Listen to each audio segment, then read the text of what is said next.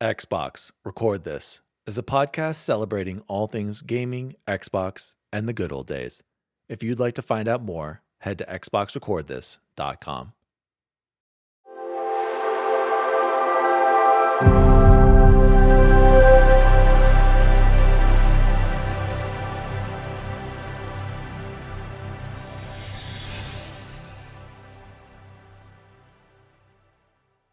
Oh, hello.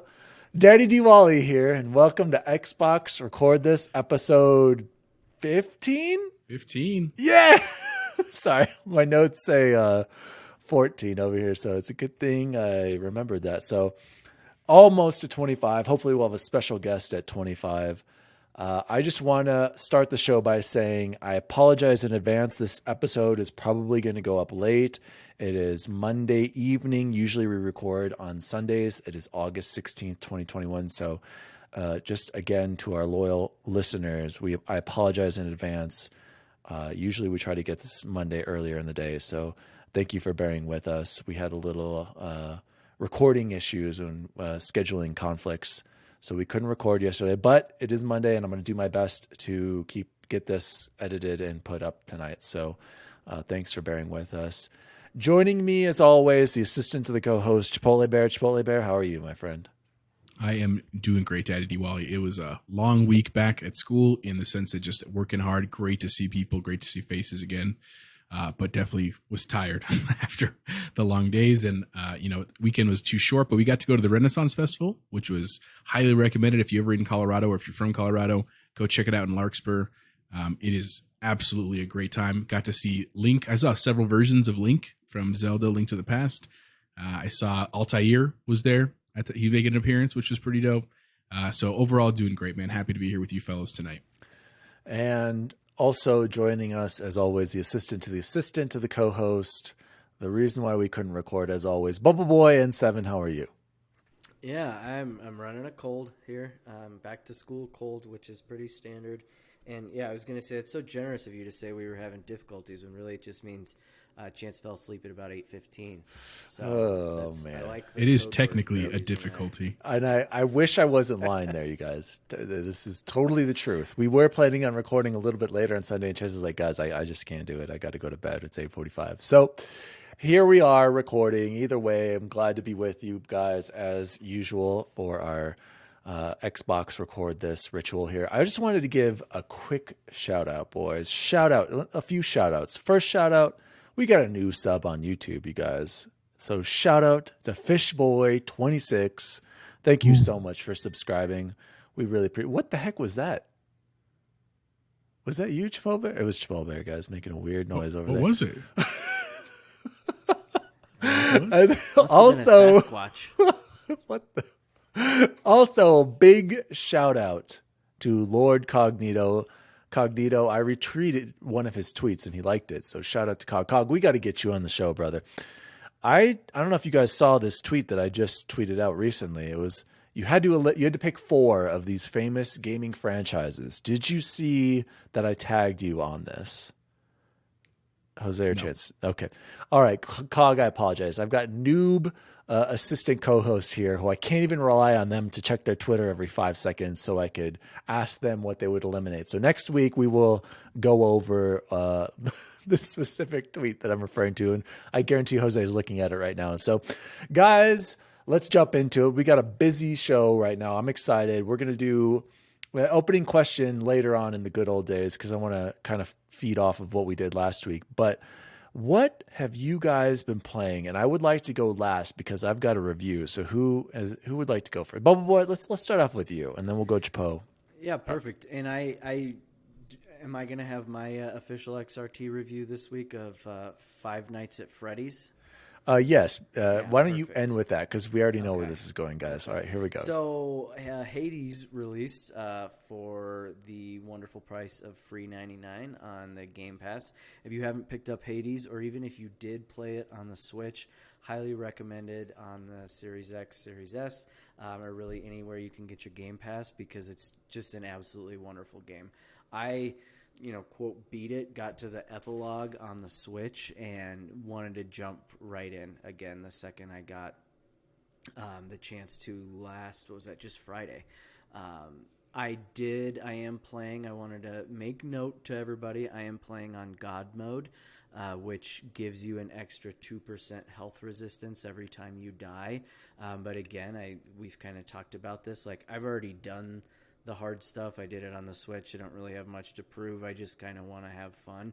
And Hey, it's Chance, remember, beating the game on easy is still beating the game. Oh, so I you got know. nothing to And be ashamed of, brother. It's still, so I think I've done 18 runs, and I still haven't beaten Hades yet.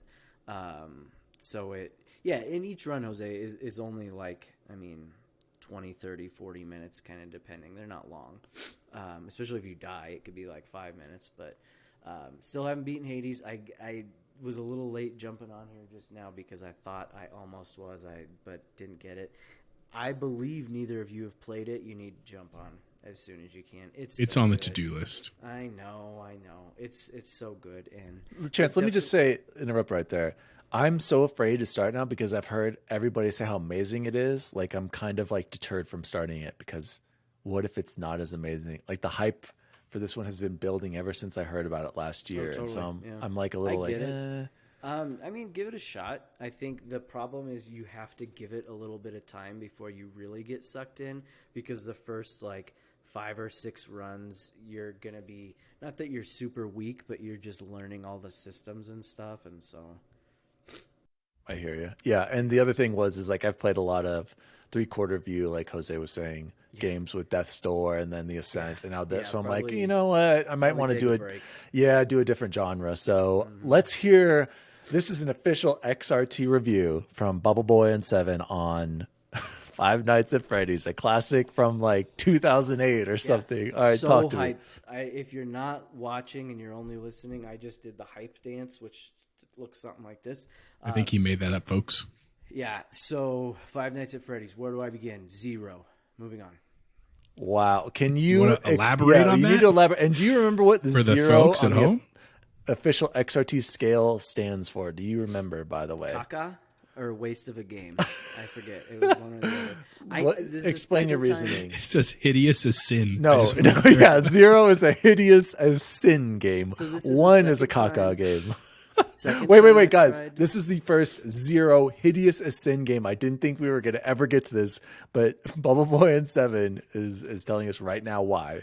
I wanted to give it a 1 just so I could say caca again on the air, and I was like, it doesn't deserve it. It absolutely doesn't deserve it. It's the second time I've tried playing it.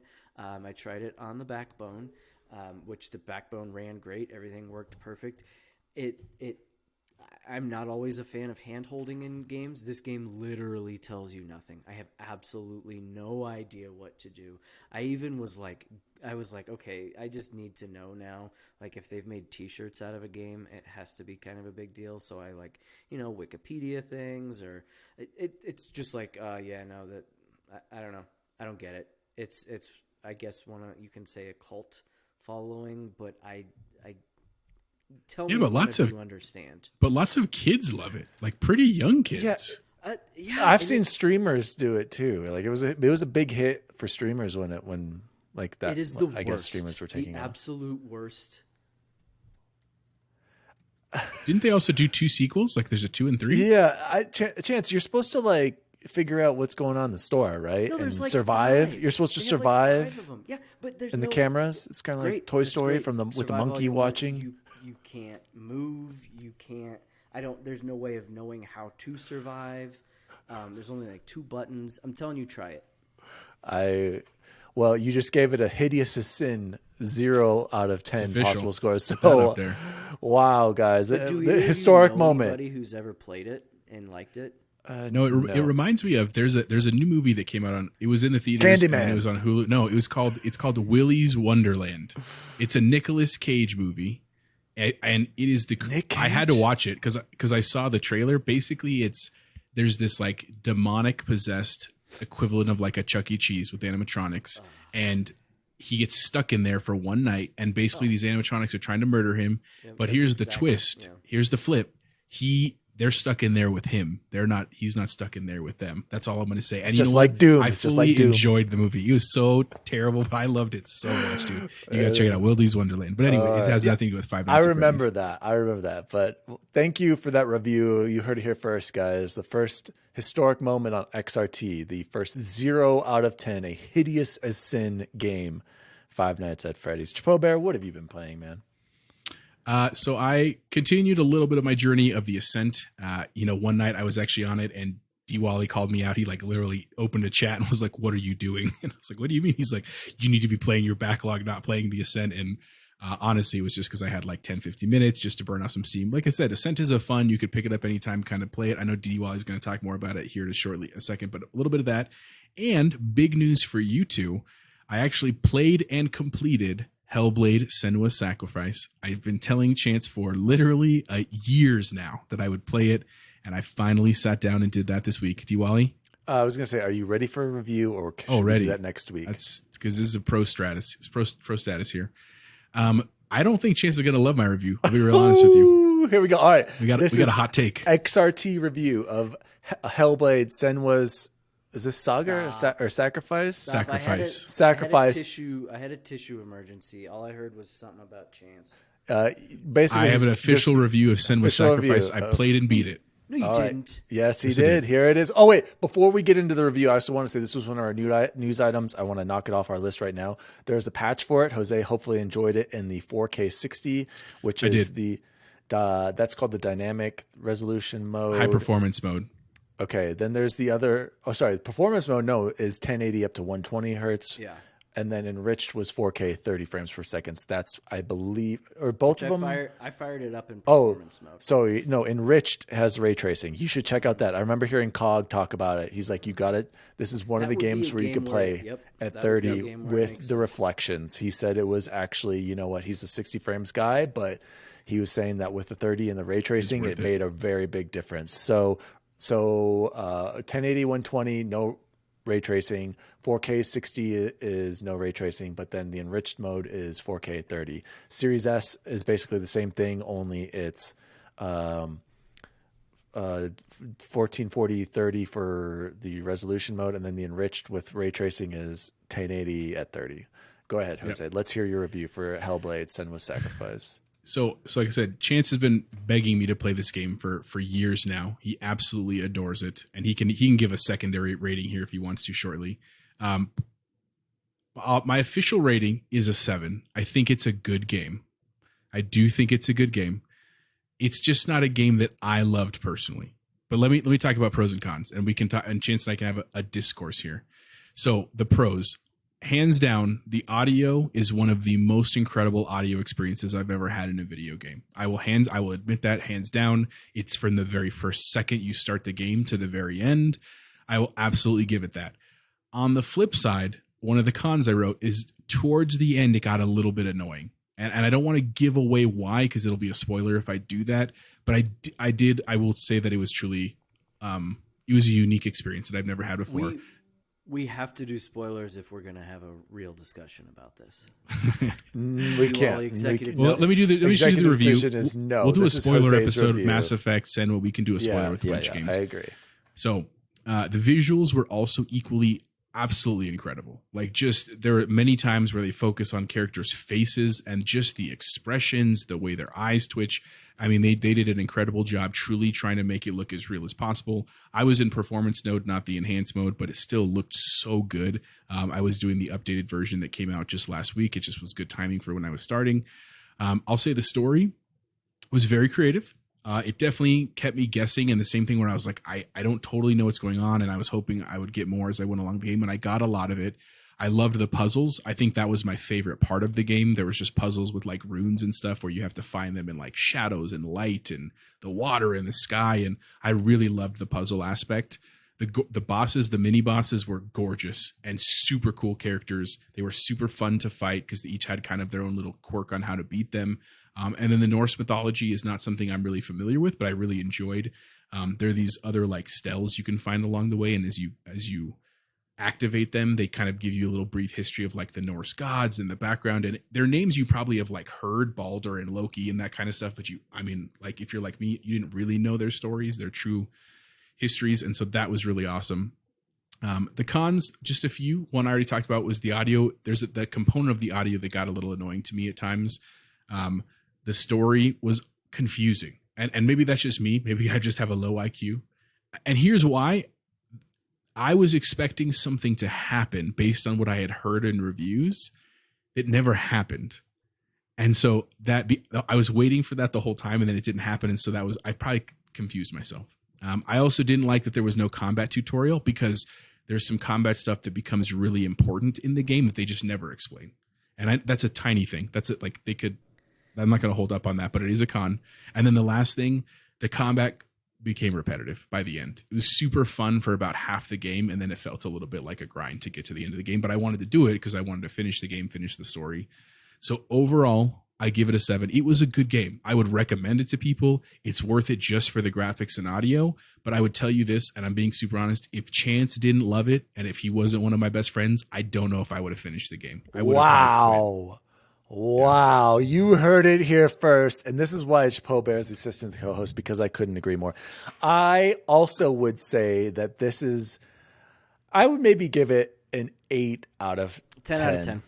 Because, Chance, it is a phenomenal game graphically, audio design, but the combat is a little weak. I feel the next game is going to revolutionize things. And I would love to hear why you consider this 10 out of 10. Spoiler free. I do too. I really do too. Because I thought it was a really great game, but not a 9, 10 out of 10. It's like almost impossible to do it without a spoiler.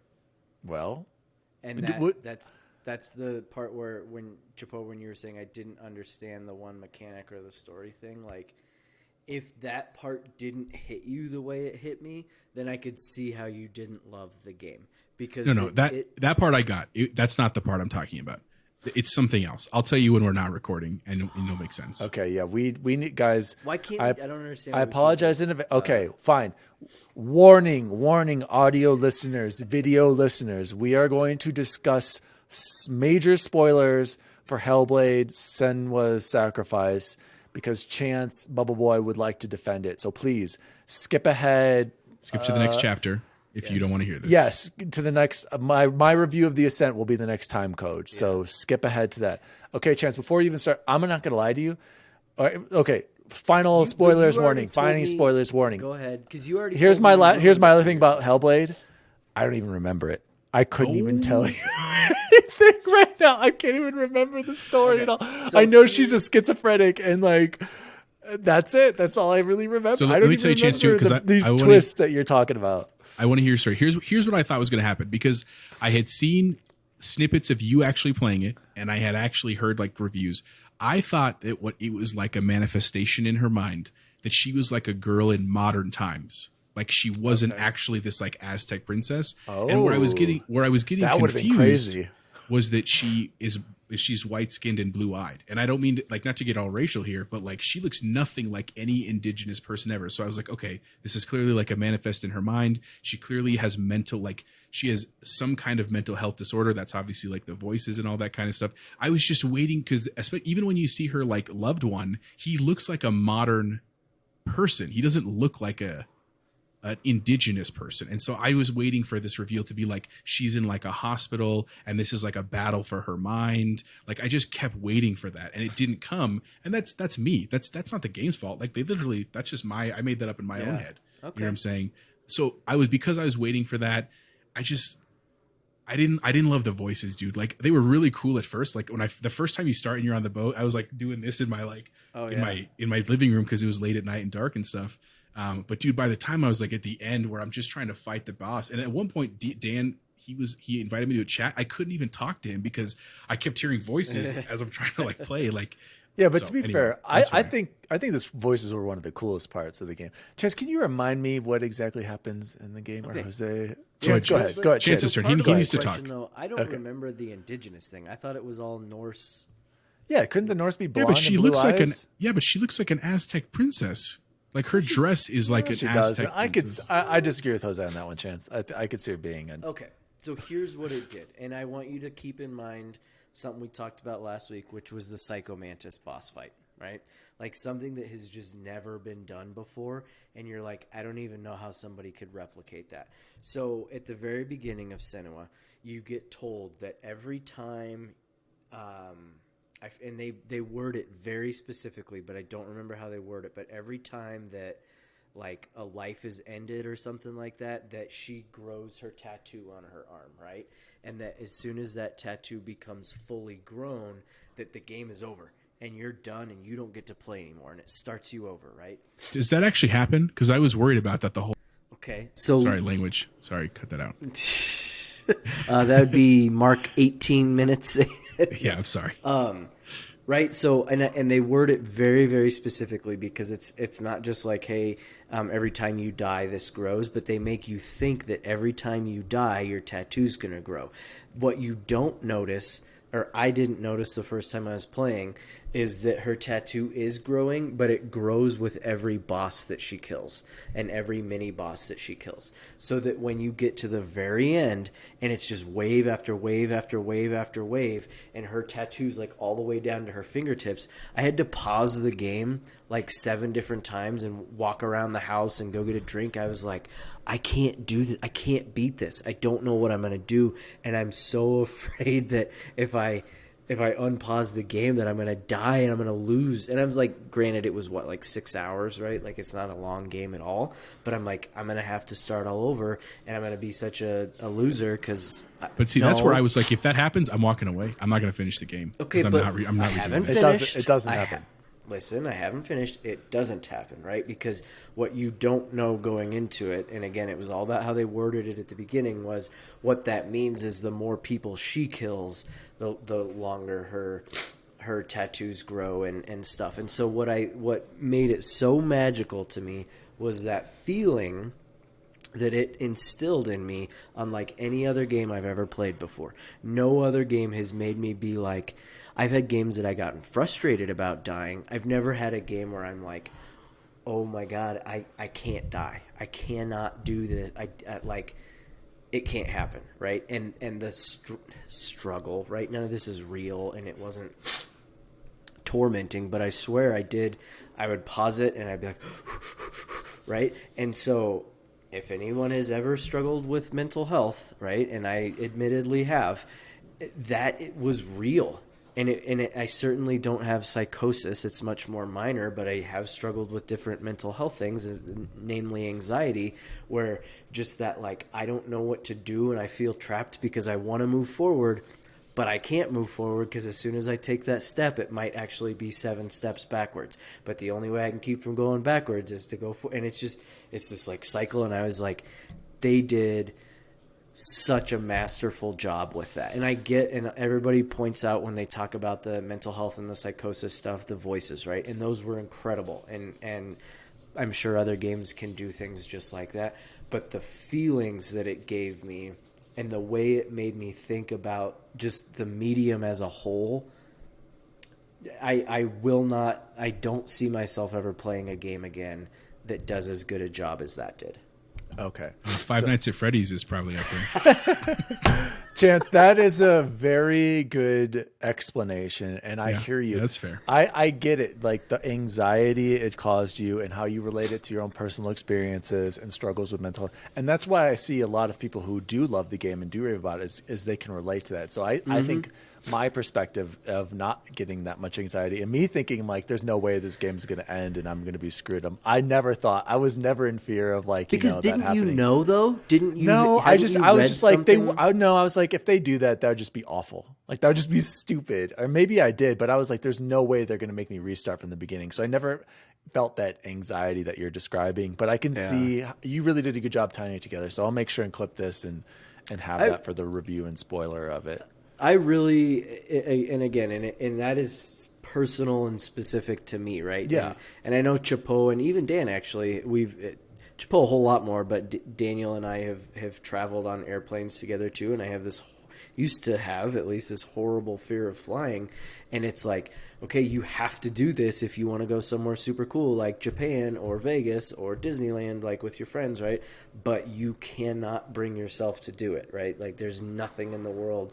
It's just, all the voices and stuff, put all that aside. It's that feeling that I had, and you guys know what part I'm talking about, right? Where it's just like a wave of enemies and yeah. We'll see, but here's where that also just got jacked up for me. So when I played my first boss, I chose the fire boss first, and I died exactly one time, and then I beat him my second time, and my tattoo grew, and I had assumed it was because of the death, not because of beating him.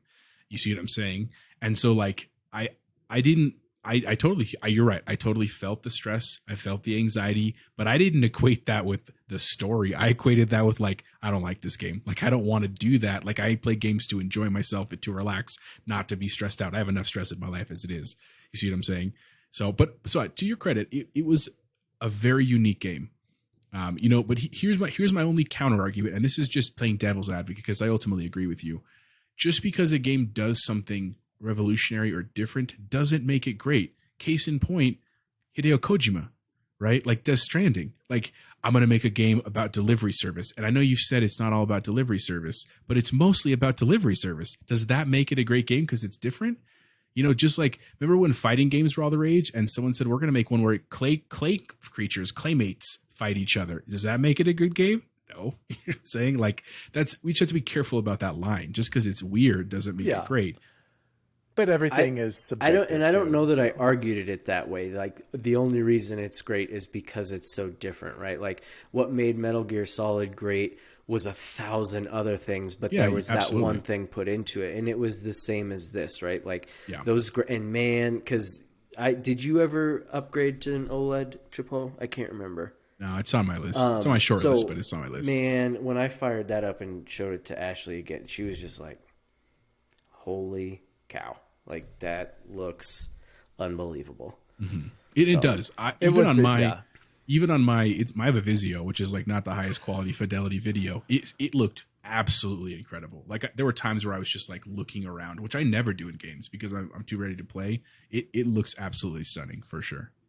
But I love the whole sequence that we just did, because thank you, I finally got to get that off my chest of what I've literally been waiting for like 2 years to. I know. Every time I talk to somebody, they're like, "Oh, I haven't finished it yet," and I'm like, ugh. And if anything, I'll tell you, I'm not necessarily excited to play the sequel. I'm excited to see what they choose to do with the sequel, and then I'll decide if I'll play it or not. But I applaud them for doing it. No, you're playing it.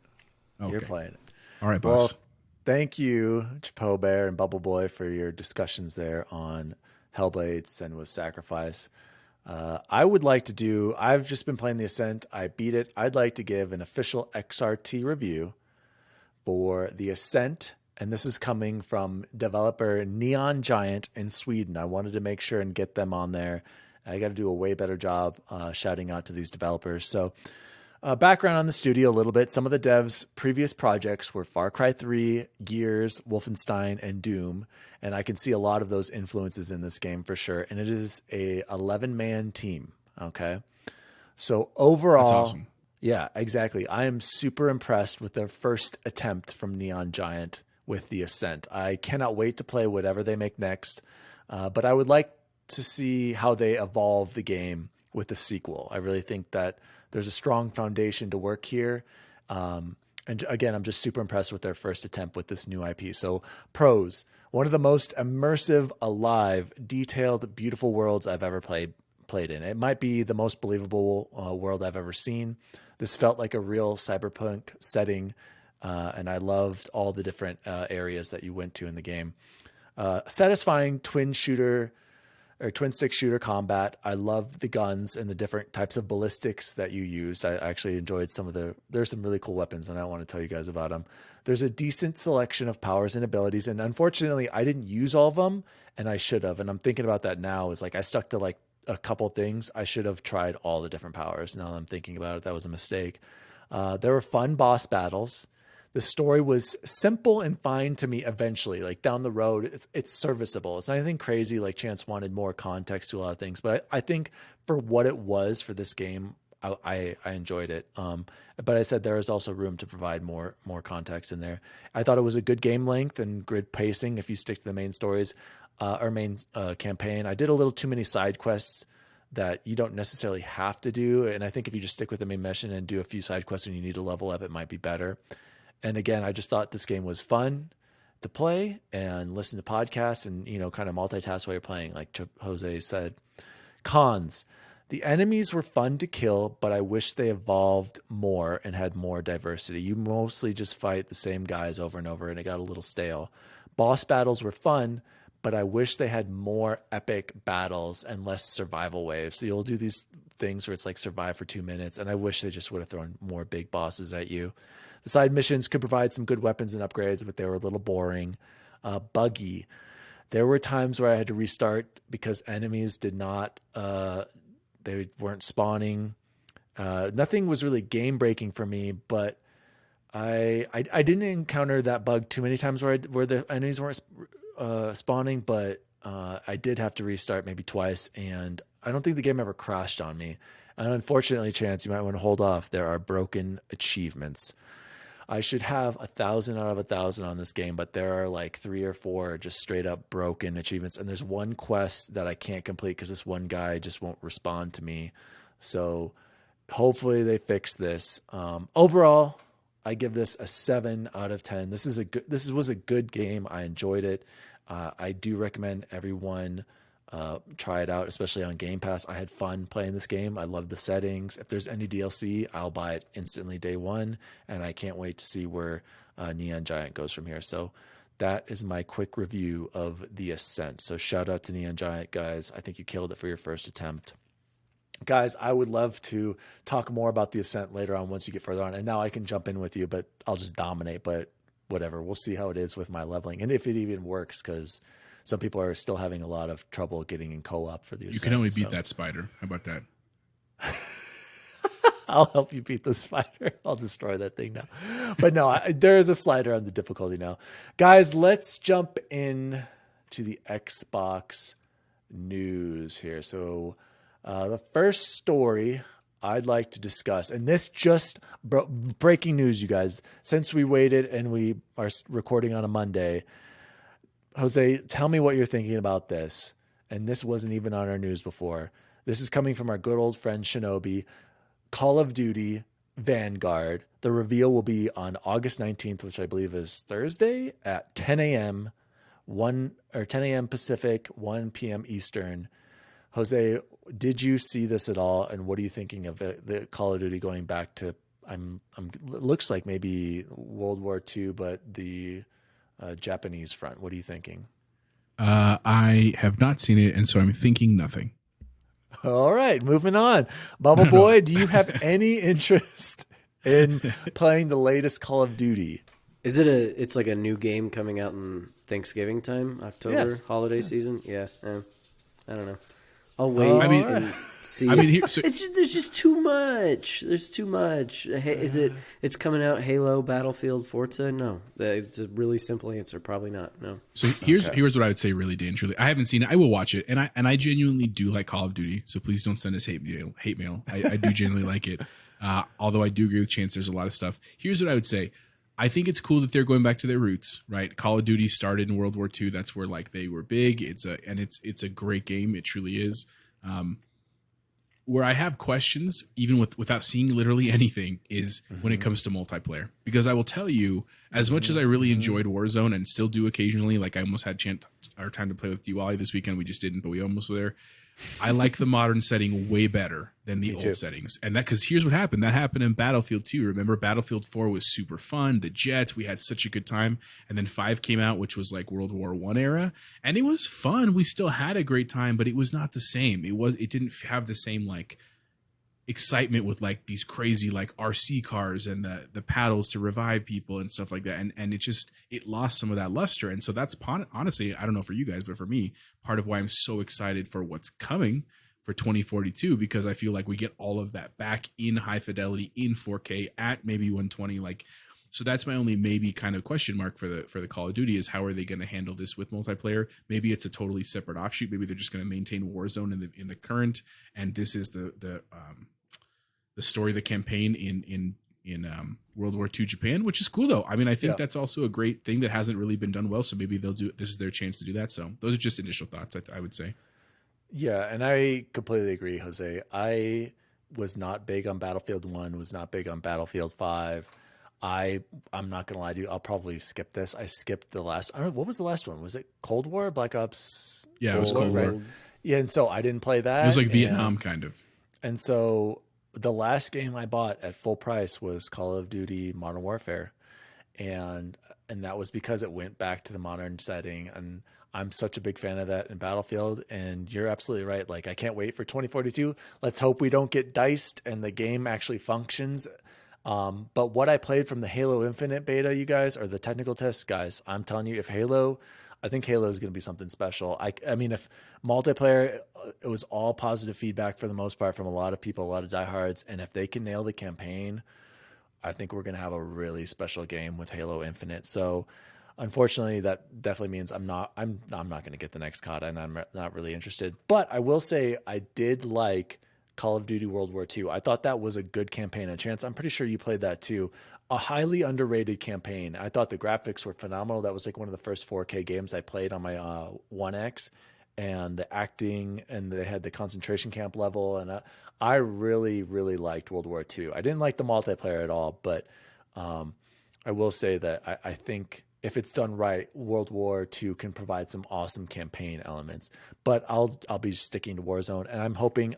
I think they need to evolve Warzone, either add new maps or totally relaunch it on a new engine too, Jose. Like, I think we got to move on from this Warzone that has been basically came from the PS4, Xbox One.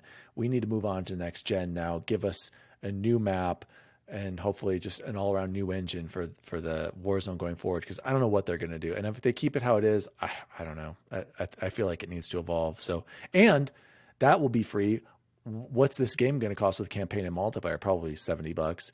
Yeah, Halo Infinite, Battlefield's going to be multiplayer only $70. But Halo Infinite being free to play for multiplayer, like, that's huge. Chance, do you have any other thoughts on Call of Duty?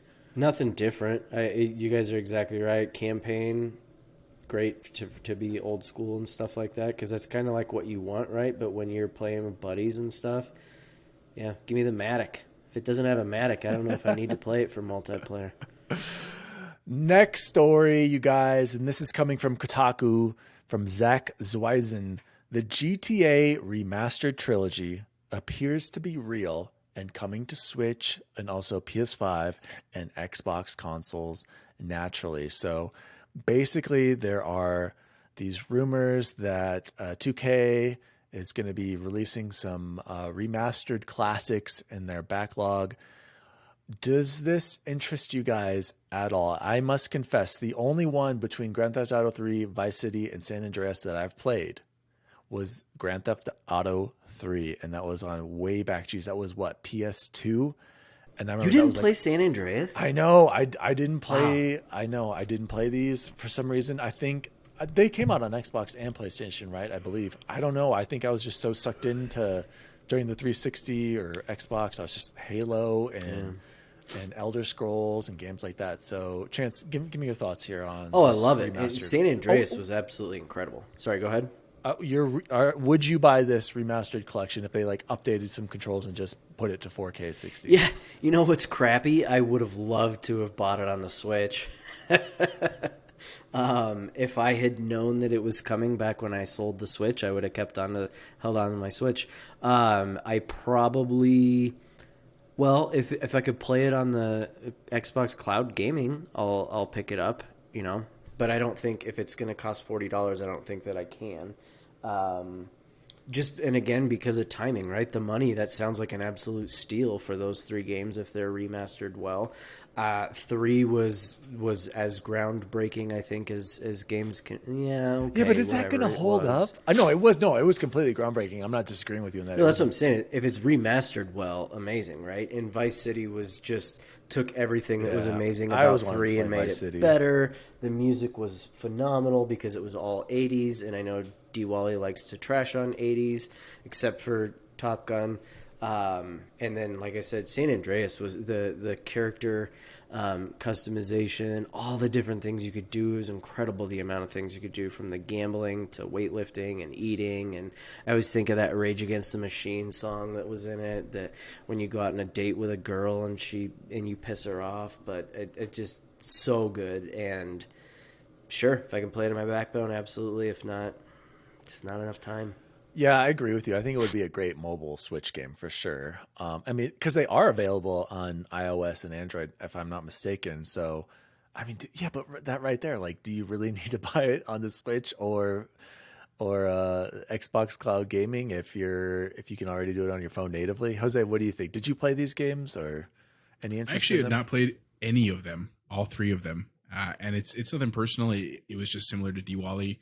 I'm a big proponent of the philosophy of like to each his own in terms of the gaming piece. And, will I play him? Probably not. Maybe. I mean, I don't want to say I won. It's not I'm against him or anything like that. But the way I think about it is the same. Like, there are people out there that hate Dead Space. They think it's stupid or it's too scary or it's too gory or whatever. That's just not their bag. Those people may love GTA, right? And so in the same vein where I was so pumped to see the remake of Dead Space, I'm sure there are people that feel the same way about this. And you know what? If it captures them and makes them happy, if it brings them to gaming, if it helps those studios grow, if it helps Rockstar make some income as they prepare for GTA 6 in a couple of years, cool. Like, it's not hurting anyone to have it. Awesome. You know what I'm saying? So I'm all for it in that sense. Will I play it? Probably not. Yeah. My biggest concern is with how massive Grand Theft Auto 5 has been, and 150 million copies sold, and how incredibly popular that game still is today, and what you can do in that compared to these other games. I feel like people are going to go into those games maybe expecting too much if they had never played them, and they might, like you said, Jose, they just might not like it. And but at the same time, I'm interested because I've never played them, and I've heard great things about them. But again, I'm just worried, like, if they don't modernize the controls, which I feel like they have to. Like, I don't know how you could do this without doing that. I just don't know if I would stick with them. So again, I think it's a good idea. I think any company that wants to do 4K 60 games, do it by all means and modernize it. And like Jose said, bring it to more people who want to play. Go ahead. Do you guys know when San Andreas was released? What year it was? Oh God. I No. just looked it up. 97. It feels like it's it. in the mid 2000s, right? 2004. Yeah. So yeah, think Wow. about it. I mean, you're totally right. Even though GTA 5 is such an old game, like 2004, they got some work to do probably to make that up to par. But at the time, it was as good as it gets. Yeah, dude. You know Grove who's a Street, big fan? man. Is Miso Pony. He loves San Andreas. Like, I think he still goes back and plays that through backwards compatibility. Of course right he now. does. Oh, I'm sure he does. He found a PS2 in a thrift shop and he picked up a scratch copy of it. He was blown away when he's like, you can play Morrowind and Grand Theft Auto 4 natively on your Series X through backwards compatibility. I'm like, yes, Matthew. Like, that's all he plays. Doesn't play Mass Effect and then super old original Xbox games. That's what Pony plays. I was going to say, guys, I would rather play the new Grand Theft Auto 5 update when that launches on Series X and PS5. I'm hoping that they improve the loading times and they improve multiplayer, because they have something special there. And like Chance, even he said, those heists were amazing fun. And I still haven't done some of the most recent ones. They've got like 2 new whole grand heists. So maybe that's something we realistically should do together. Jose, you have the game, right? I hope. Oh my! I don't either anymore. I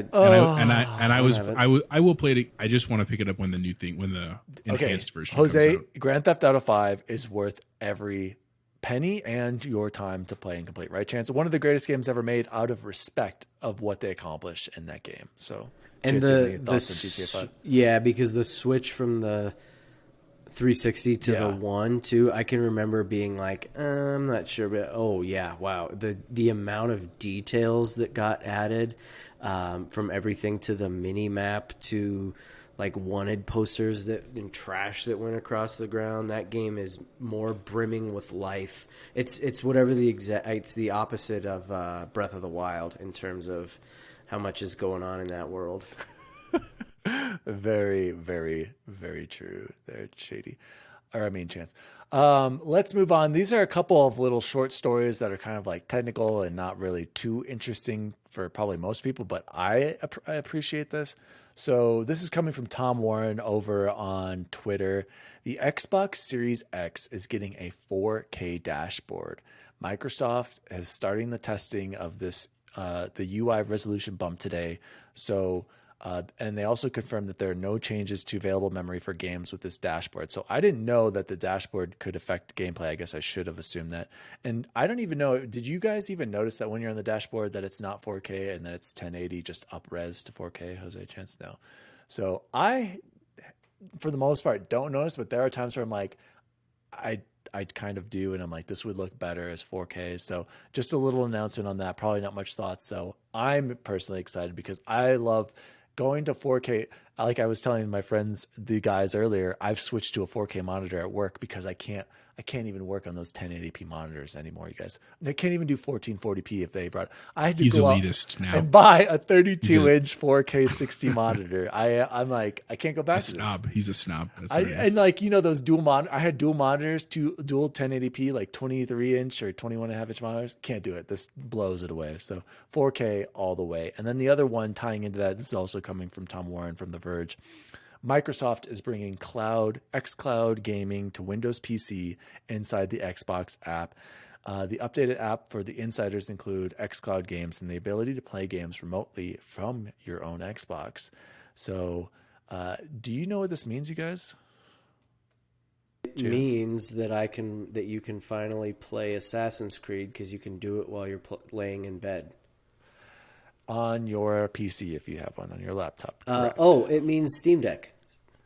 Correct. We could play on the Steam Deck, or I could play right now, or if I'm out of town, or if Jose, you know, it's at the end of the workday and he's like, hey, I got my PC right here. I'm just going to stream some games and get some gaming in while I'm waiting for this, for this freshman meeting orientation at 8:00 at night.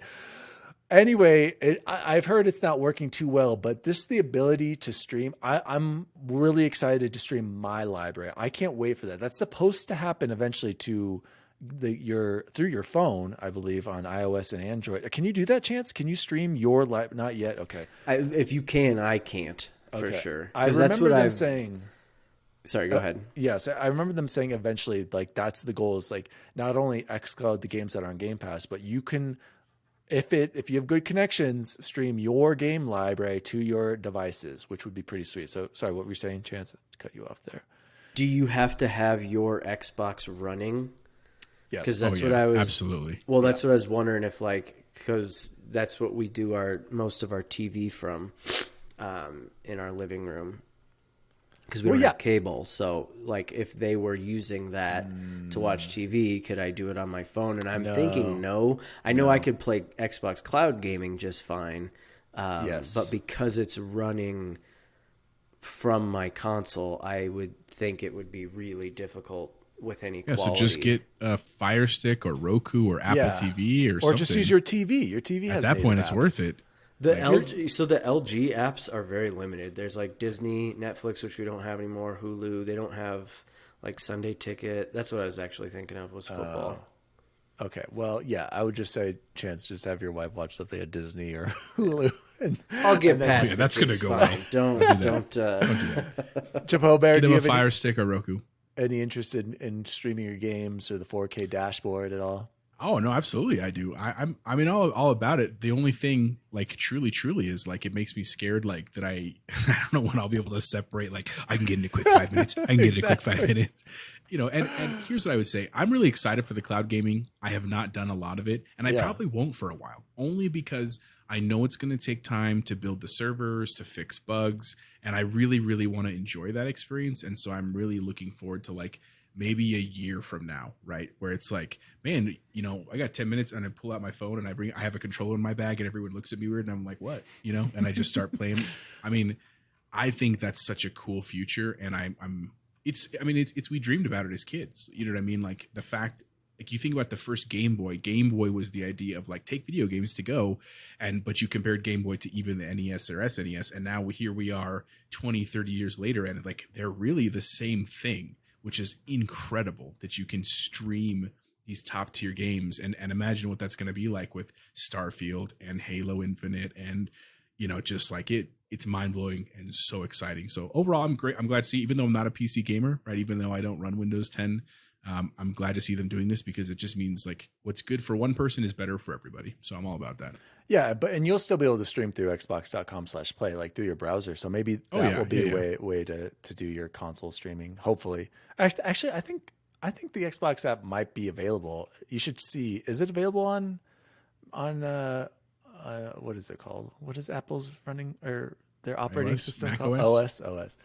I mean, I have the Xbox app, on there. Well, then maybe you'll be able to do that through that. So, just interesting. I was thinking about just now. You were saying, I feel like the streaming gaming and the portable is definitely more of a young person thing. Like I can see, like if you're, grade school through high school, like that's probably more of a main way that you game versus us, where we would just rather sit on the couch and relax and on our 65-inch, 55-inch OLEDs over there, shady, playing games. So okay, 4K monitor. Don't throw Salt Shady's way. You're doing the 32-inch 4K monitor that I could stream on.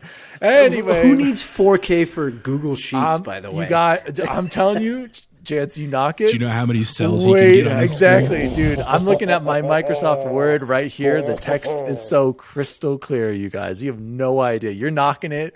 Yeah, wait till you see my monitors. And you're still not reading it. You're talking skimming. about being middle-aged. You use Microsoft Word? Dude, come on. Hey, My mom doesn't even speak, use Microsoft I love Word. Microsoft Word, man. It's a classic, dude. I'm tied to it. It's comfortable. Speaking it's of home. like things that like you talk about the young generation playing portable stuff, take this, and your kids are still too young, and mine are really too, but they're going to get there. When you were a kid, how amazing was it the day you got a TV in your bedroom?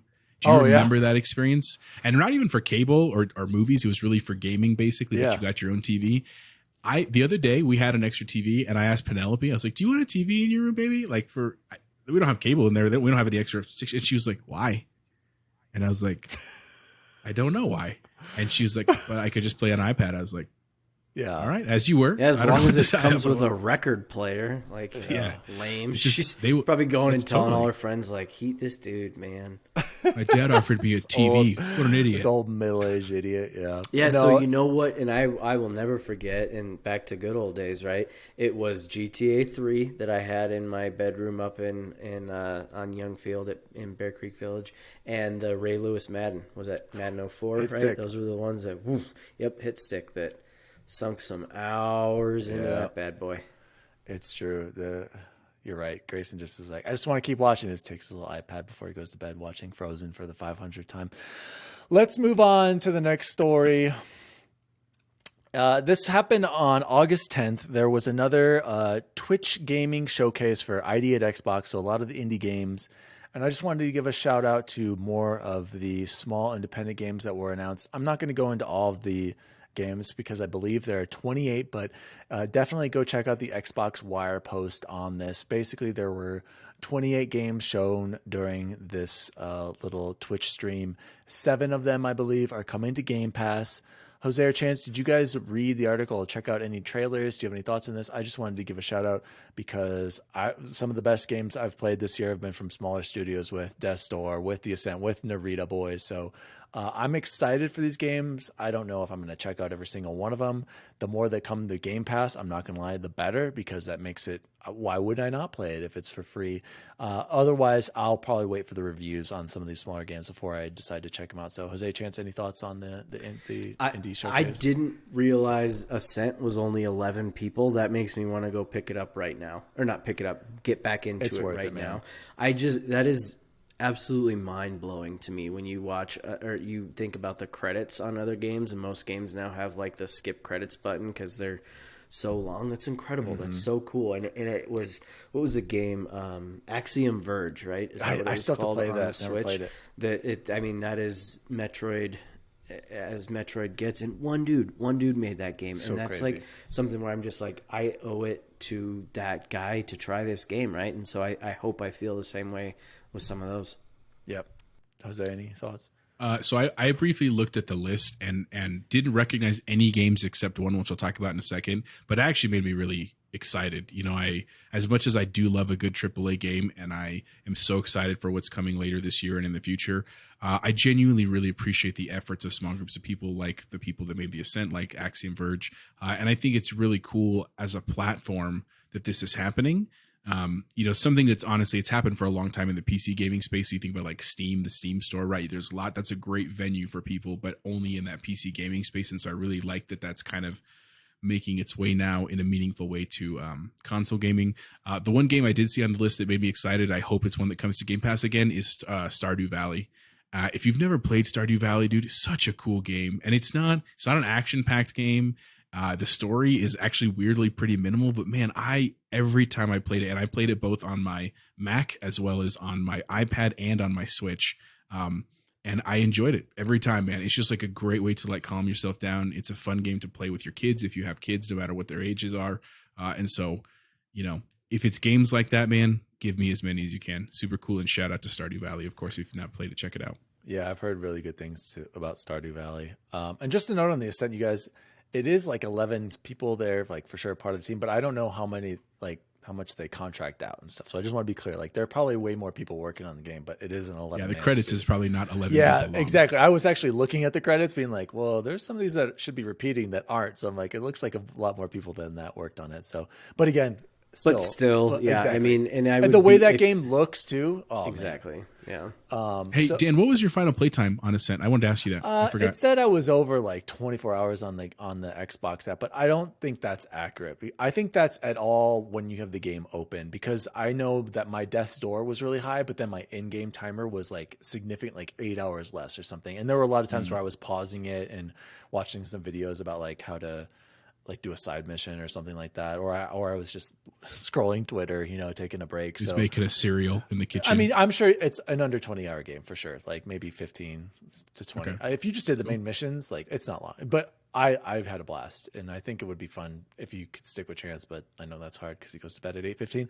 Last story here, you guys, and I want to tie this into a question that I personally thought about as I saw this announcement.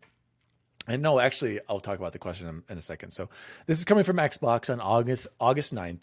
We saved you a front row seat. We technically got everyone a front row seat, but we saved yours first. Promise. Save the date for new looks at upcoming games during the Gamescom 2021 Xbox stream. And this is Tuesday, August 24th, 10 a.m. Pacific. I just wanted to talk and ask you guys a question. So Gamescom is like the biggest video game conference in the world when people can attend. It's crazy, but I don't necessarily think of Gamescom as being as big announcements as E3, since E3 happens earlier in the summer, and then all the blowout is kind of there, and then Gamescom is kind of like a repeat or some other small news. But I wanted to ask you guys this, and I got to give a huge shout out to Defining Duke and Xbox Podcast, Mr. Matty Plays, and Lord Cognito. I think one of the viewers wrote into them and asked this question, and I'm going to pose it to you guys. Would you rather that games be dropped or announced in complete radio silence without any prior knowledge, okay, in an ideal world, or would you rather have a roadmap for the next few years where Xbox clearly goes out of their way to announce what is coming and and tells you upfront what they are bringing to their platform? Then let me start here really quick, and I just want to say, me personally, to start it off, in an ideal world, I'm all about the shock. I would love for things to just be dropped like Fallout 4 was that summer and then coming on the fall. That was awesome. That got me into playing. I'd never played a Fallout game, but when they announced that and the hype around it, and then it was coming so soon, I was all aboard. And that was the first Fallout I ever played. I loved that. But unfortunately, with all these reporters doing what they do, or analysts, or whatever you want to call them on Twitter, searching for all the rumor mills, we find out about surprises way beforehand now. And then when they're announced, they're not that surprising. And I feel like COG and Mr. Matty Plays, they brought up a great point. They were talking about, imagine we've heard all these rumors about the Hideo Kojima game coming to Xbox. Okay. And so when this eventually probably does get announced, it's going to be a surprise, but we're going to be like, no, we kind of knew about that. And then they were talking about, imagine if like the Game Awards, Hideo Kojima comes out and he's like, this is my new game, exclusive on Xbox only. And imagine how much that what people would have freaked out, being like, "Oh my gosh, Kojima, Xbox only exclusive." And then they also brought up the good point of Fable. We've heard about Fable and coming to Playground Games. Imagine if we heard about Fable next summer out of nowhere. You see the Playground Games logo, and you're like, "Oh, this is another Forza." And then it's like Fable coming in 1 month, August launch or something like that. Like, how crazy would that have been if we had these crazy secrets that nobody knew about? And I just don't think that that's possible anymore. So because I don't think it's possible at this point, I would rather have Xbox tell us on their terms versus hearing these rumors and having people potentially ruin these big surprises that these studios are working on, and have them announce it first. And I don't care if I have to wait a long time, because I hate that. I would much rather it be a surprise and then come a few months later. But I just don't think that's possible anymore with, the Jeff Grubbs and the Nibbles and the Wario and Wario, not so much. He just gives us great deals. Let's be honest. Gives those But, deals. yeah. So what do you guys think? Who wants to lead off on this one? Shady or Bubble Boy, give us your thoughts on this. I wish there could be a happy medium. I wish it wasn't 3 years or 2 months, right? Like, and I do think Fallout 4 was the exact example I was thinking of. Okay, you got a couple of months to, see if there's a backlog you need to get through before you get to it, and then bam. And it's just enough time to, back in the day, if you had to save a little bit of money, where with us now, like I said, it's not saving money. It's okay, I got to make sure I clear out this time and this time for that. But 3 years is entirely too long. And yeah, I wish the culture didn't exist around. I gotta be the one that drops the scoop, right? Like, it's gotta be me. That just, I think it isn't necessarily good for that person's reputation. They're not the, God, what's his name, Adam Schefter of the NFL, right? Like that's shouldn't be a thing in gaming. I want to hear it from the company, because then I also want to know when they say it that it's true and it's real, and they're going to give some tangible facts with it as well. So, but yeah. So if you had to pick one, a holiday release is perfect. Well, you got to pick one though, Chance. Would you rather have the complete radio silence? Yeah, today? I think I would. Yeah, because I until the company is ready to release it, they know their game better than anybody else. I don't need some rando telling me about it. I'd rather hear from the Playground Games guy telling me about it. But you would agree that you just don't think that's possible. Not in today's, everybody needs to be a Dateline reporter and be the first one to say something, and it's they'd have to have like 80,000 NDAs go out, and you'd have like 6-year-olds signing NDAs because it's like, well, my dad's neighbor's best friend's dog worked on Fallout 7, so I'm not allowed to go to school today. That's a good point. The NDAs would be good. Chabobear, what do you think on this question? I think it's a great question too. It is a great question, and I ultimately agree with you. I think Chance made some great points. Especially, I really like the point about the money and time thing. Like, that's a good point. I hadn't thought about that. I think actually I'm going to be on the opposite side of you guys on this one. I actually think I would prefer to know way in advance for a couple of reasons. As much as I do love a surprise, and I agree the Fallout, that was super awesome, but I don't think that's truly the surprise. Like I said, it was surprising that it was so quick in this world of relatively long timelines, but ultimately it was still months away. It wasn't like this announcement of like, and it's available starting Monday. Everyone would have been like, you know what I'm saying, just freaking out. I actually personally prefer knowing ahead of time, because I think the market is so flooded with so many great games. And the backlog issue. I mean, that would be my biggest complaint about if it was just like radio silence and E3, and then it was like, hey, guess what? Halo, July, Battlefield, July, Fallout 5, July. I'd be like, I don't know. I guess I'm gonna have to, buy my kids, send them to boarding school, Victoria, flight to Bali for 3 months. You know what I'm saying? Just I like the idea that I can time it a little bit more, because here's what I mean by that. So games that I was catching up on, right? Even though I want to get into Cyberpunk, I played Senua. I'm playing Ascent. All these games, because ultimately, like, once we get to November and we hit Battlefield, Halo time, there are no backlog. Backlog doesn't exist for a while. You see what I'm saying? And so I really like that ability to plan things a little bit in my current life. I do agree that it's unfortunate that like some of the spoiler stuff happens, but here's what I would also say about that. It's a self-created problem. If you don't want to know spoilers, get off Twitter. right? Stop watching IGN. Stop doing all this stuff. But we can't because we feed off of it. And it's honestly how we have a show. So I'm not mad about that either. But I'm just saying, like, for me personally, I don't mind knowing ahead of time because I think it also, you can control how much information you're choosing to see. You know what I'm saying, of stuff. Just like with Senua, I didn't play Senua till well after it was out. And because I was careful about spoilers, I really didn't watch reviews. I still had a great time playing the game. You see what I'm saying? And so I like that aspect as well. Yeah. And to be fair, like you said, not only control what you're reading, but these leaks happen because someone is leaking something, right? Like somebody is taught, right? Or are they just digging in? Like, I don't know. There are those people on Reddit and 4chan who do these extreme data hacks, and stuff like that. So go ahead. A quick similar thing, and I know Dan hates it when I talk about Apple, but I actually listen to a lot of Apple stuff because I'm intrigued by the model and this company. And there was a time I saw an interview somewhere where they interviewed a guy who was a leaker. He was a prominent leaker of Apple stuff. And they said, "Why do you do this? Do you get paid?" And he goes, "Oh no, I don't take any money." And they were like, "Well, why are you spoiling all this stuff about the Apple products coming out?" And he said, "Because I'm so proud of it. I work on this stuff and I'm so excited for the world to see it." You know what I'm saying? And so some of that is also the truth for these companies. Like, I'm sure the team that made the Ascent, these 11 guys, have been working on this for years and they were so pumped to get it out there.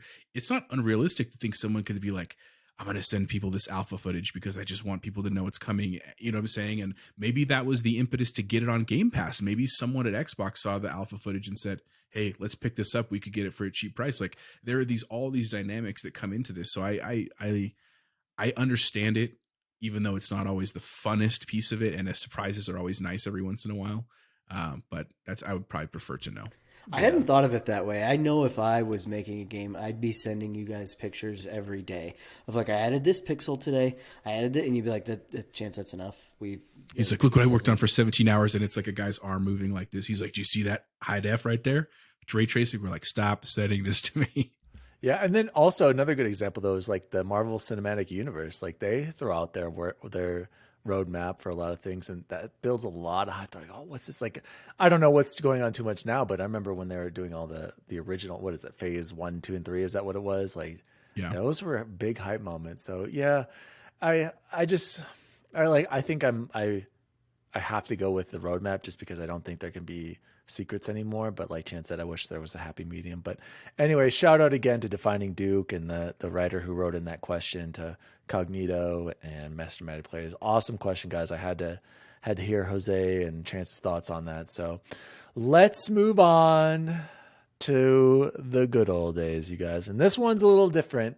Usually we like to keep it focused on video games here on XRT, but this one I enjoyed so much our discussions on favorite movies of all time that I wanted to step it up and continue those thoughts and say, Chapeau Bear, Bubble Boy, give me your top 5 TV shows of all time. And just to clarify, Chapeau wrote in and he said, "Are we talking about just sitcoms or other types of shows?" And I said, "No, we're doing everything. I'm going to make you choose your top 5, all genres of your favorite shows of all time." So does anyone want to go first, or do you guys want me to go first? I want you to go first on this one because you guys are going to be so mad at me. Oh gosh, maybe we should leave the worst for last. Here we go. Chance, tell me what you're thinking. I'm going to go in Chance order, which is 5 to 1. And he says that's the only order. Number 5, and this is purely out of respect, is The Simpsons. The Simpsons seasons 3 through 8, you guys, when I was a young lad watching, comedic genius and gold. I wish I had the time to utilize the streaming The Simpsons on Disney Plus to go back and watch season 3 through 8, because every one of those episodes are so good. And the comedy, I still think about, shout out to Miso Pony. He still sends us memes of Simpsons stuff all the time. And I guarantee most of that is between seasons 3 through 8. So, and it's always relevant. It's exactly. And the Simpsons did it first. The Simpsons literally predict everything. They were ahead of its time. Shout out to the Simpsons. Number 4, an action show that just 24, you guys. Jack Bauer, one of my biggest heroes. I had him at number 4. Yes, Chance, you heard correct. Number 4, 24. Because there are highs and lows with 24. Sometimes, like, oh, this is kind of boring. Sometimes, like, this is too much. Sometimes I don't know if I'm satisfied with how it ended. I go back and forth. I love everything about 24, and watching it again with Allie was incredible, especially to see her reactions. By the way, Chance, you guys didn't tell me that The Sopranos has a bunch of 24 actors. Edgar Stiles is in there, and the Dave Chappelle or Ryan Chappelle is in there, and Janine Garofalo's. Just a bunch of people from Sopranos are in 24. Love seeing those. 24, just Kiefer Sutherland, my hero. Just incredible action, incredible emotions for an action series, and it'll never get old seeing Jack Bauer take down terrorists. So shout out to 24. Number 3, The Office. What an incredible, of course, the United States version. What an incredible show. Similar to The Simpsons, you can go back. I've probably watched this quite a few, probably the second most comedic one. Well, no, actually I watched a lot of Simpsons, but The Office was just so good. I loved how it evolved and just got better and better and better. There was a little weak parts there once Michael Scott left, but still Dwight Schrute is one of the greatest characters of all time. And I just, that show just was great comedy for me being a young adult and it was right around college and out of college. So shout out to The Office. Number 2, and this might shock some people, Breaking Bad. What a phenomenal show. This to me is the number 1 drama. This was one of the few shows where I was watching as, like, once I got into it, I was watching every night, had to DVR it, had to figure out a way to get it and watch it. Just an incredible show that sucked me in right from the beginning. Similar to, I probably should write some honorable mentions on here, but just as soon as the dynamic between Walter White and his situation and getting involved with Jesse, I was along for the ride, and just incredible acting, incredible depth of characters and story. Shout out to Breaking Bad. Also loved El Camino. They could do anything right now. I need to get into Better Call Saul, by the way. And number 1, you guys already know, Seinfeld, the greatest show of all time. The comedy, the situations, still relevant today, like Chance mentioned earlier. I can quote Seinfeld all day. Just, they were so smart. The show about nothing, which was really about everything in life that we could relate to. Shout out to Seinfeld, George Costanza, Cosmo, Kramer, Elaine Bennett, and especially hello, Newman. Hello, Jerry. Just this incredible show. God bless Seinfeld, and God bless the United States of America. Who wants to go next? Let Papa Boy, because I bet it's a very similar list. No, not at all. I have a 5A and a 5B, and there's a reason. That's cheating. No, stop. you can't do this. No, I said 5. Get one of them off and put it on your honorable mentions, because I just thought of an honorable mention right now. So hold on, because hear me out. The reason there are these 2 that I can't pick between is because they're not done yet, and they're 2 shows that are so good that they're going to end up in the top 5, and that's The Mandalorian and Ted Lasso. Stop. Both absolutely incredible. And Chapeau, I don't know if you watched this week's Ted Lasso, but the Christmas one, phenomenal. And it had this Ted I know what you're talking about, dude. The second they started going house to house, I was like, this has a flavor of, and then they went there and I was like, oh snap, that is so cool. So they are both tied. They're both in season 2 right now, and it doesn't bother me one bit to put them both up there because it's as good as TV gets. I'm not sorry. Okay.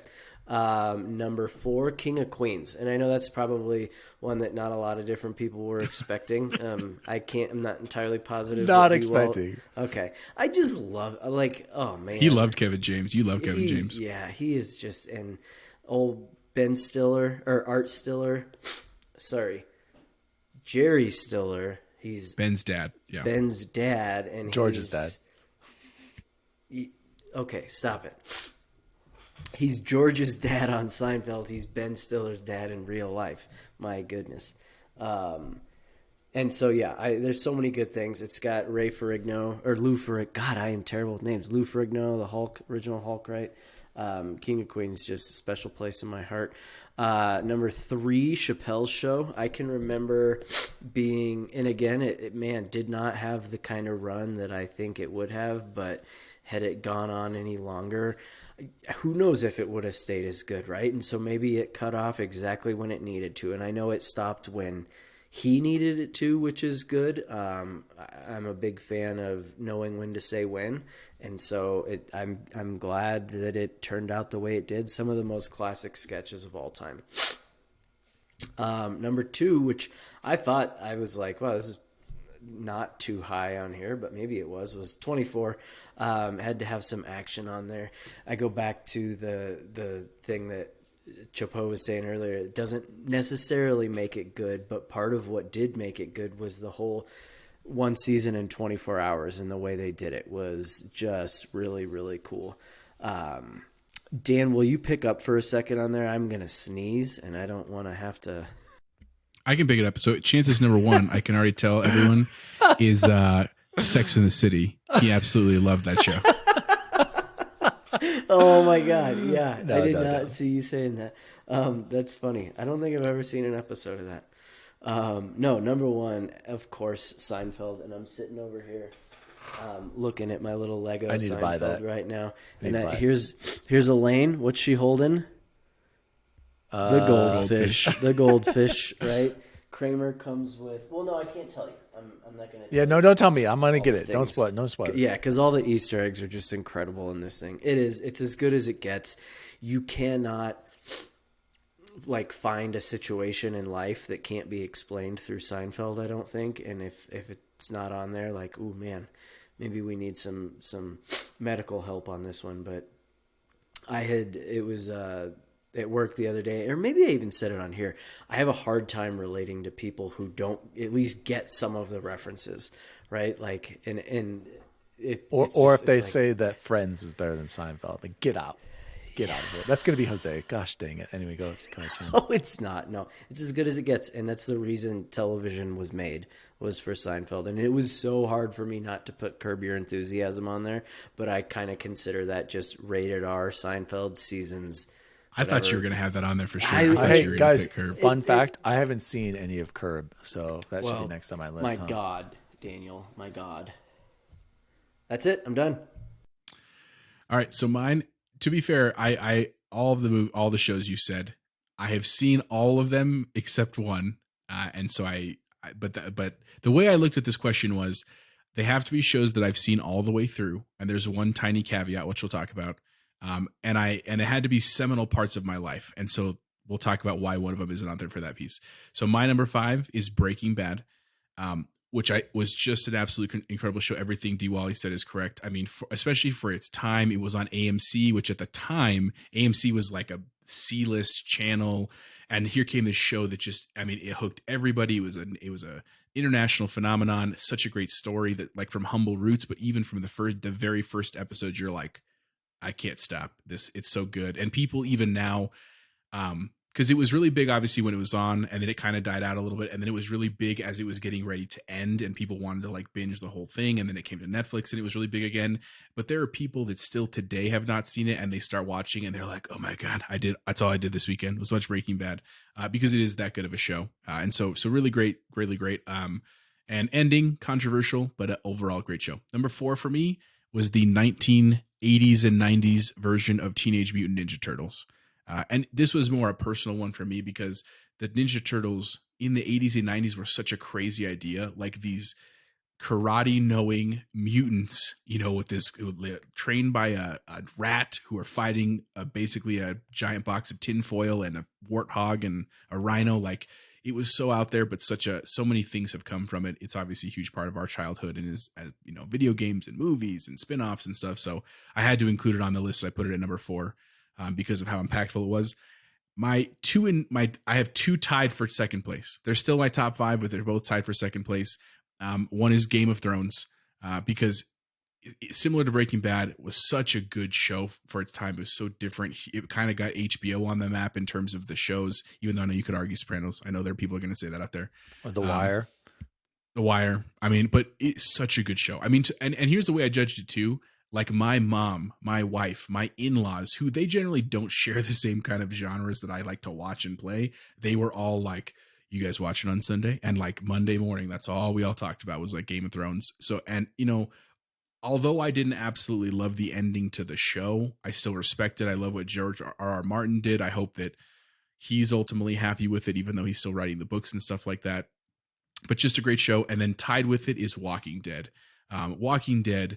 Now here, and look at Dan's face, is the caveat because it hasn't ended. And they're actually in the final season. Just starting, you still watch Walking Dead? I'm shocked. Yes. And you might be the only viewer. So to be fair, I haven't been allowed to watch the last 2 seasons because Victoria wants to watch with me because she watched it with me, the whole of them. And even though there was a lull right at the point where we paused on it, I've seen a little bit of what's happened, and it's really picked back up again. And I'm really excited to see how it ends. And the reason I put it as a number 2 on the list, tied with Game of Thrones, was again for what it did at the time, right? Like, if you had told people in the next, like that year, there's going to be a number 1 show that everyone's going to talk about zombies, everyone would be like, you're a liar. That's not possible. Because it's such a niche genre. It's too gory. It's too scary. Ooh, I don't like that kind of stuff. But it was really such a well-written show. And as everybody who ever watched it said, it's not really a show about zombies. It's a show about people. It just happens to have zombies in it. Such a great show. And there's also so much cultural capital that comes from it. You think about the memes of like Coral, right? And all the Rick Grimes stuff. And the other piece of it that a lot of people don't know is that it is actually a graphic novel, and it's a great graphic novel. If you've ever read the Walking Dead comics, it's really, really awesome. And in a similar vein to Game of Thrones, they actually went a different way than they did in the comics. So if you read the comics and you watch the show, there are lots of overlapping elements, but ultimately they end in different ways. So anyway, that was my number 2. And then my number 1, similar to Dan, is actually The Office. And the way I judge this is I could sit down and watch The Office every day. Like if it's on TV, I'm happy. If it shows up, I like, oh, I want to watch this episode again. You quote it with friends. Like I would go to a trivia night about The Office if it was a thing. It's just such a good show. And yes, if you go back to the very first season or 2, there's some pieces where you're like, ooh, this is riding the line that I don't really like right now. The way that it evolved over time, the character development, the story development, and in addition to just being laugh out loud funny and like quotable movie funny or show funny, it also was so heartwarming. Like there were so many elements that you like, they just made you feel good.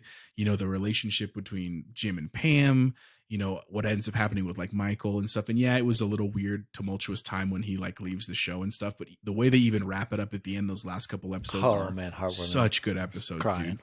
Yeah, exactly. Yeah. I'm not ashamed of it. I definitely cried in the last episode where I was like, she's like, are you crying? No, we got dry in here, dander in the air, you know?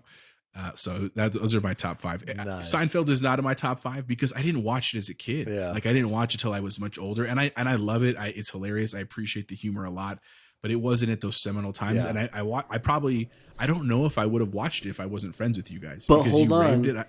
I remember we watched the very last ever episode at your house, Jose. Yeah, no, together. I remember, but I'm saying and I remember Julio being like, I'll never forget this. He was up in your house, you know, over by Foothills, and he was up in like the little kitchen area, and we're like, you got to come down. He's like, I guess, because everybody else is going to be talking about it. But how old could he have been then, right? Like he's like 8, but like, I guess he was in elementary school. It was that right? big of a but show, I will never forget that at your house. Yeah, so. Good list, you guys. And Chipo, I respect what you're saying about The Walking Dead because I remember that first season. I was like, "Oh my gosh, the this second is incredible!" Season, and one of the anywhere. best moments in TV history, I think. And I don't want to. I mean, can I spoil it? I don't know. Just call it the barn. The barn scene, right? Absolutely. And I, of any show, was as excited each week for that to come on. And man, it just took a nosedive. But I will give you that definitely the barn scene. I'll never forget. Chance and I lived together at that time. We were also both dating who would become our future wives, Ashley and Victoria. And it was like a thing where we were all watching it together, and literally it was silent. Like literally everyone was just like, everything is wrong in the universe. I don't know what to do right now. Like it was on that AMC, brown couch right back there. That's where we were. Dan's brown couch is over there. It all comes full circle on XRT, you guys. Great list, you guys. I just want to share briefly right here. I'm on Rolling Stone. what do you want to guess the number one show of all time according to them was? It's Sopranos. Sopranos. That's Correct. it's like medically Sopranos. proven that's the. Then The yeah. Wire. The Wire's I'm not up sure there. about The Yeah. Wire. Wire's number 2. I liked it. It stuck with me, but I don't think it's that great. Then number 3 is Breaking Bad. Of course, you guys need to show respect to Breaking Bad. Number 4, Mad Men. Haven't seen Mad Men. And then number 5, Seinfeld. That needs to be higher. So then 6, Simpsons. It's the highest comedy though. It is, and I was gonna say comedies just don't get the love in those kinds of things. Simpsons right? number 6. And I just want to point out that your stupid Game of Thrones is number 12, so it's not even top 10. Let's move on. Oh, do you guys have any honorable mentions? Because I just thought of some, and I just want to share them really quick. So I would say Lost was, speaking of our first episode that sucked you in, great. I actually liked the ending. A lot of people hated it. I liked it.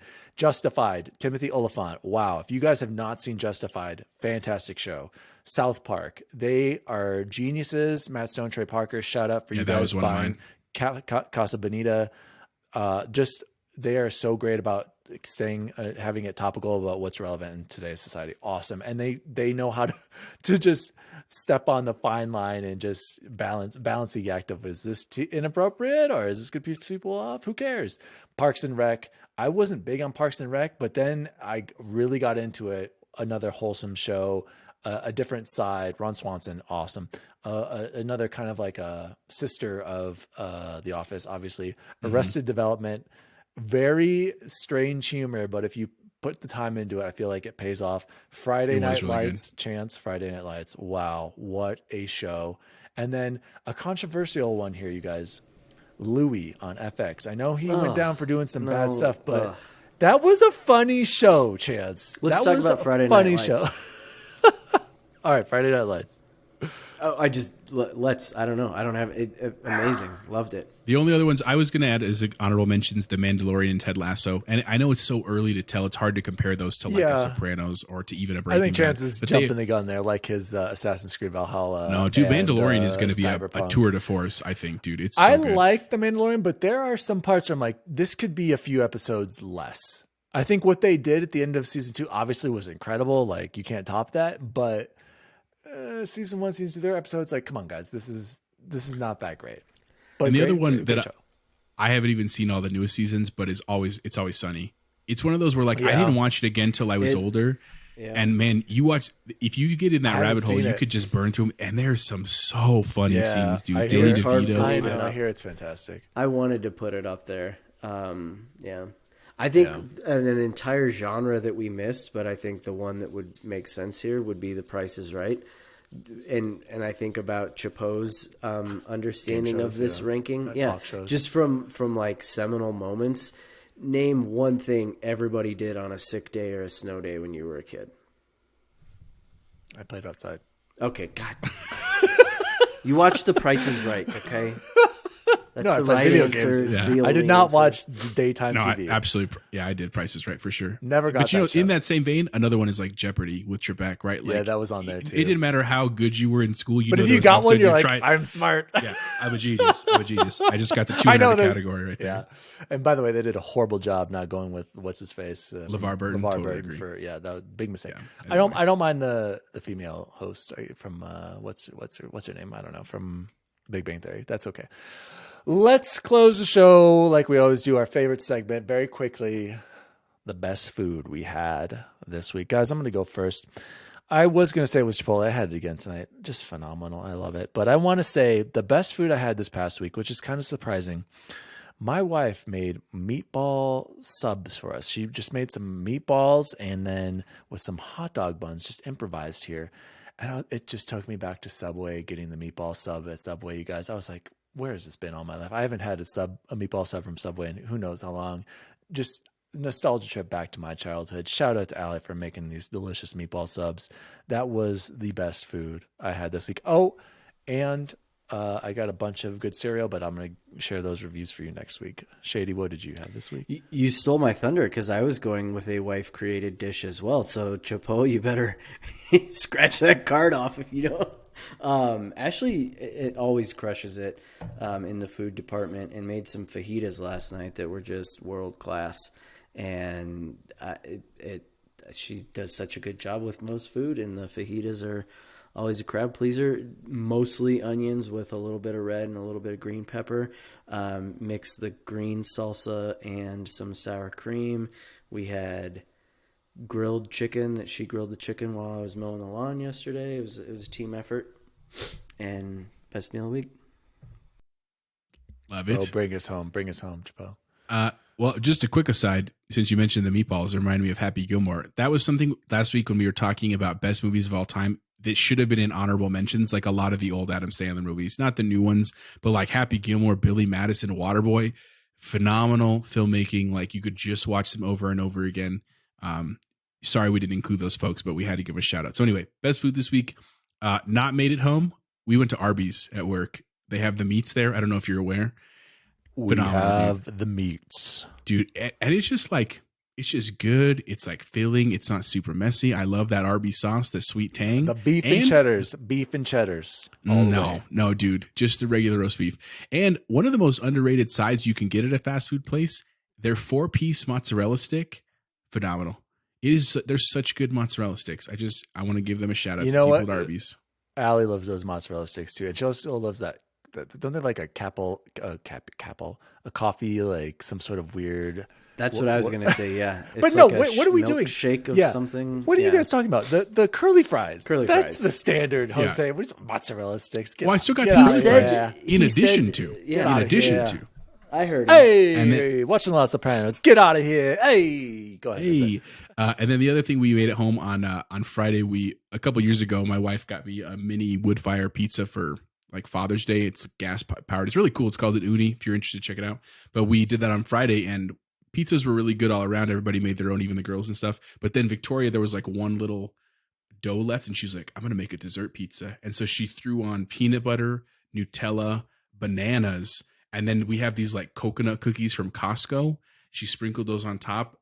Oh my God. It was absolutely phenomenal. And what was crazy about it, you hear all that, it actually wasn't that sweet once it was cooked, but it was like all the flavors of that stuff. Absolutely recommend. So if you're interested in dessert pizza, peanut butter, Nutella, bananas, and a little bit of those coconut, I think they're called like Finsters. They're like a weight loss cookie, but they are from Costco. In the delicious. Bag. They're so good. Phenomenal, they're like a better They're version of vanilla wafers, boys. Go out and buy them right now. Absolutely, dude. I could not agree more. With that, the best food we had this week. Thanks again. This has been Xbox Record, this episode 15. What a phenomenal way to close the show, you guys.